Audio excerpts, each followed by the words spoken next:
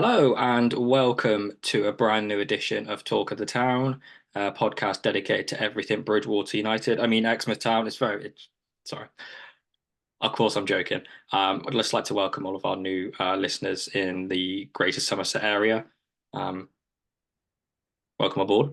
I'm Egg, and I'm joined by the head of Exmouth Town Football Club Media, Nathan. You all right, mate? Yeah, all good. Excited to be fair. It's been a different window to what we've expected, what we had last year in terms of there being transfers and there being quite a fair bit of movement. So, it's a different round. We've got a lot of business done early as well, which is so important, especially coming into pre-season with a new squad and yeah, obviously a lot of Bridgewater players, which we'll get onto. But it's an exciting time. It's a very different feel from last year. A little peek behind the curtain. We speak to Andy because he gives us all of the information and stuff for the sign-ins and guys when they've been registered and that sort of stuff.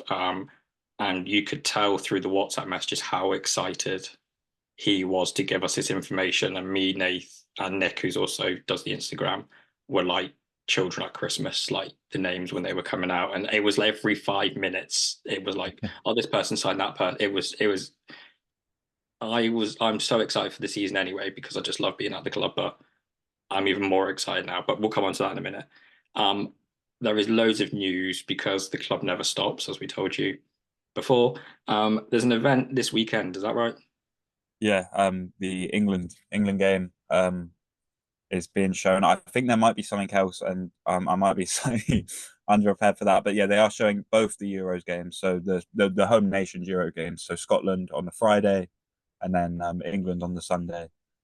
There's a And that barbecue as well, and the Men yes, in Black are playing at 4 on Sunday.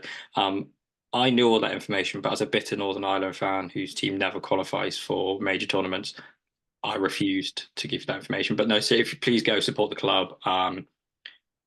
The clubhouse I think is open at 6:30 on Friday. It's all on the Twitter and the socials. Go support yeah, it. I think there'll be a lot of people there you already know, obviously. Catch up, chat about the club, support the club, have a drink, and hopefully Serbia win. no, no, Anyway, moving on. Um, there are some other events and stuff coming up as well. We haven't been given the details for, but once they come out, we'll put them on all the socials, and then we'll do a couple more of these. Pre-season games have all been announced.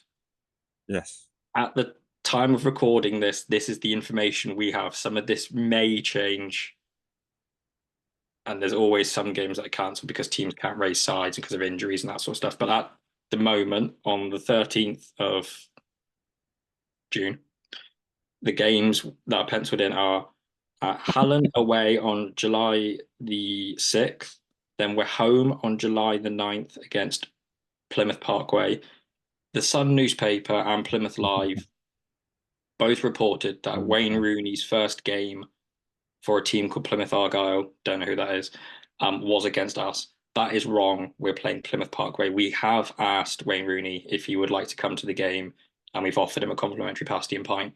So far, we've had no response back from Wayne Rooney's people. If that yeah. changes, we will obviously let you guys know. And then we're home to Torrington on the 13th of July. 16th, we play Tiverton. Then we are away on the 20th to Street, away on the 23rd of July to Clumpton, home on the 26th against Poole, and the 31st we're away to Budley. There's also a game against Exeter City, which is, I've forgotten the date, 18th, 18th. 7 p.m. or 7:30 kickoff. Not sure yet. We'll confirm that there's been a bit of confusion around ticket details or admission prices are out. It's £10 adults. I can't remember the other ones. It's all on the eight socials. pound, £8 OAP and £2 under 18 for that. There was close to 1,000 people, I think, there nearly last year. So hopefully a lot of people come out and support the team. Come watch City as well. There's a lot of the coaches. I know Gary Caldwell was at the game last year, and there was a lot of the fringe players at City and stuff. So we don't know what kind of teams City are going to bring. Hopefully, it's a really strong one, becomes for the club, and hopefully the weather's nice for all those games. Don't think there's any buses running for the away games, but I'm sure there'll be enough people if you to arrange lifts and stuff. If that changes, we will obviously let you know, but I don't think there is. Fixtures come out in a couple weeks as well. The date hasn't Yeah. been confirmed for that. And this week, the round dates for the FA Cup, the FA Trophy also come out. So when they are released, we'll put those out on the socials as well. And I think the dates for all the draws come out as well this week. So once that's all out, we'll put that on the socials so people can kind of see when we're not going to be playing league games and those sorts of things. I think that's everything game wise, and I don't think there's anything else. Yeah, no, that's it really. There's the sort of slightly different preseason ties to usual. Obviously, a couple regulars in terms of Tiverton, and obviously getting the Exeter game again. Poole will be interesting. Obviously, they've got Steve Tully as manager, so that will be an interesting one for fans to come down and maybe get to meet him. Obviously, Exeter City legend. A lot of sort of what's it parallels between City fans and Exmouth fans, so that will be fun. Steve Tully's my all-time favorite City player, and that's the Yeah. only preseason one I'm missing. Oh no, no. So yeah, so you've got that, and then obviously Street and Hallen are places I haven't been. I assume Exmouth have been before, but not I've been. So that will be new, and yeah, so plenty of exciting games, and look, as we'll get into, plenty of new players to come and see. It's been 7 new signings since we last spoke, and a whole squad retained as well. So a squad of 29 players at the minute. We're going to talk to Hilly, Dave, and Rolo during pre-season to kind of get some more clarity on the makeup of the squad and stuff. We're not going to put words in their mouth, but I would assume, as I've said on the MTC, that guys will be dual reg. Some of the older players, in quotation marks, probably are signed up. So if we have an injury crisis, which we've seen a couple times, or guys are away, or for whatever reason, they can step in. I know one of Hilly's biggest frustrations has been playing guys out of position or only having like 2 or 3 subs and having to kind of juggle many balls. So a squad of 29 is kind of a luxury for him, and it's kind of a worst case scenario, I suppose. Yeah, I think so. And then it's one of those things. It's a bit tough from our perspective when players are dual reg. We had that whole thing with Jordan Harris last year when he was at Honiton, but he was still registered. So you can announce that he's left, but he might come and play up for us up front. And it's probably going to be a few cases like that this year in the sense of, they're not playing, but they are still at the club and they can still be called upon if required and if they obviously want to, come back to Exmouth and play. So it'll be an interesting, to see what the team will look like come the first day of the season. I assume pre-season will help us sort of determine what that will be. But it seems like there's a lot more versatility and different options, and we'll get into some of these signings because we started off with a big one, Ollie Knowles, who was a part of that Truro City team that got promoted out of the Southern Prem. And just, a real sort of a good statement signing, I think, to start things off. Yeah, he's played at Tiverton. I'm sure I've seen him play. I know he knows a couple of the lads who are already at the club who've obviously been at Tiverton. So that's a really big sign, and I know that Rolo, Hilly, and Dave were really, really excited about that one and are really buzzing, I think, to get him out of the club. Yeah, I'm really looking forward to seeing what he offers as well. No disrespect to the lads we've had here previously or last season, but a step up in quality, I think, is the nice way of Yeah, putting it. pedigree as well. And then to before we go on to the sort of the Bridgewater five, where Nelson Issaguan back for next season. That sounds like the worst Beatles tribute band ever. When Nelson's back for next season, I mean, obviously it was a shame when he left, but we understood why. And now he's back and hell of a player, offers something completely different to what we have at the minute. And that to me was the one that got me sort of excited because I was a big fan of him when he was playing last season. Yeah, knows the club. We all know what Nelson's capable of. He was sorely missed, I think, at times. I think he's going to absolutely frighten a few defensive players. He did last season as well. I remember Mousel were absolutely had no idea what to do when he got the ball. He was the one that when we found out he was coming back, I was genuinely like buzzing, gobsmacked. I'm genuinely I'm not disrespected. I thought he would go to Barnstable and he would move on to something higher up. But not complaining. Welcome back, Nelson, mate. And we've seen Dave's influence. Obviously, Dave has become joint manager now. Well, almost not my stuff down there, but he's become joint manager now alongside Kevin Hill and Andy. I'm sure the team will operate the same way, but that is now the official title. And he has brought 5 players that he has previously worked with before. So we've got Jake Lewin, Morgan Williams, Jack Thorne, Ben Griffith, and Dave Thorne. I'll be lying if I say I know a whole lot about all of these players. And the one thing I probably will say is what I've sort of realised since sort of being in the non-league scene. I'm sure a lot of people will know this anyway, but just because these players have come up, from the Western League, I think a lot of the times the quality of player is almost indicative of a club situation rather than how good they are, and so maybe people might worry about, oh, it's all these players that have not done it at this level, but I think sometimes it's more circumstance than anything else. And these players, I mean, Jack Thorne, for example, 31 goals. You're going to try and sign a player like that, no matter what level they've been at. So, it'll be exciting. Can't guarantee they'll be straight away hit the ground running, but it's definitely, for me at least, it's some exciting signings, and the fact that they know Dave and Dave trusts them, that says probably quite a lot. Yeah, and you only need to look at some of the clubs they've previously played at before joining Bridgewater to see that. There's a few of them have played at Weston-super-Mare. A couple of them have played at Clevedon as well. So I think a couple have played at Willand. Is that right? They've all played at this level or higher. Or, as Nathan has said, sometimes it's if you live in Somerset and they're offering you such and such, it's got on your doorstep. It is what it is, and I think that Dave wouldn't bring players in if he didn't trust them and if they didn't add something to the squad and make what we have on the pitch better. Definitely, and I mean, we've got Jake Lewin, Dave Thorne are fullbacks. I believe Jake is a left back, Dave is a right back. Both can fill in the centre. Ben and Jack are strikers, which is something we need it. I think that's something we need in terms of a different profile of striker, because obviously Tom Bath is fantastic, but he's sort of a tool hold up player, and then you've got sort of these quicker players now that can maybe play off him. It allows a bit more tactical versatility. And Morgan Williams, central midfielder by the looks of it, you just box to box, proper Exmouth Town material, in terms of just getting about, putting himself about, and hopefully look forward to seeing him play, because it sounds like he'll fit right into what we have added with the quality of Louis Morrison coming back. We didn't say that was a new signing, but it almost is, because he obviously left to go to Australia, but now he's back, and then you've even got lads like Joe Belston and Aaron Denny, the people that have been retained. So the squad is taking shape, and I think we noticed last season, and we don't want to get too many hopes up, but we didn't get outclassed a whole lot last season. We didn't do very well, but we didn't. There weren't many times where we were absolutely battered or it was a complete lack of quality or effort.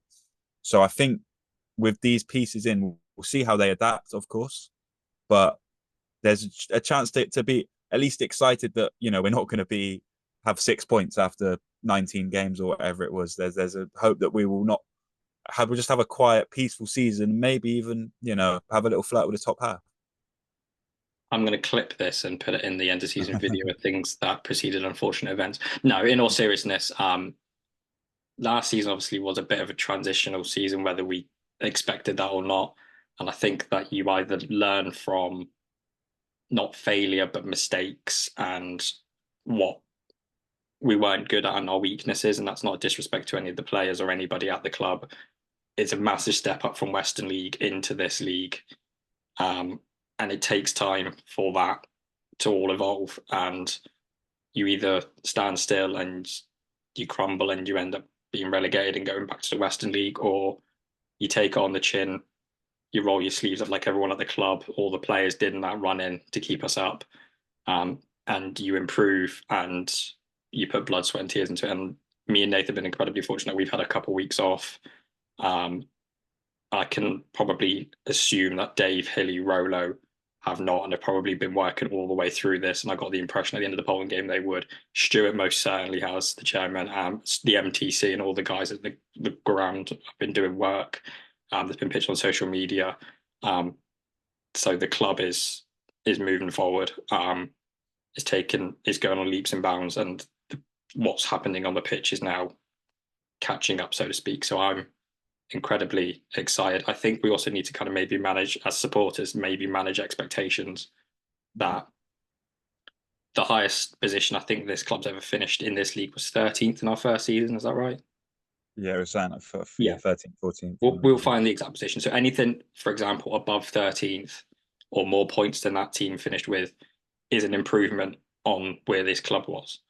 Now, I'm not saying we're going to finish 13th or in that position. We probably won't if everything clicks and goes the way we expect it to. But don't be disheartened if we're not sat as champions, winning the Devon Bowl, making it to the FA Cup third round, and all those other things. So I'm incredibly excited that this is going to be a more positive season and that this is kind of the club is now continuing to go in the right direction, which we all knew it would always would. So yeah, there's a lot going on. There isn't season tickets quotation marks as such. There was something put on the MTC. There's a membership scheme that's coming out. We haven't had all the details and everything given to us. The club has worked incredibly hard on this. I'm assuming they probably worked incredibly hard on this prior to the summer break. So when we got details for that, we shall release that to everybody. But that is a really good sign as well, and it's a really good deal. If I wasn't on media team, it's something that I would have on. Not gonna be my go, but I would take advantage of because I think it's something really good, and I think we could probably maybe start to see some of the bigger clubs kind of maybe moving in that direction as well. So take advantage of that when it comes out. I've gone blank. There was nothing else, is there? There's no one else we've missed signing. Yeah, not really. We wanted to obviously thank the supporters club as well. We talk about the work going on and the wall topping scheme that has allows businesses to sponsor the club and help out the club. It's run by the supporters club. They're the ones that get the deals, I believe, get the sponsorships, but all the proceeds go to the club. So obviously, if anyone is interested in that, contact the supporters club and the relevant people there.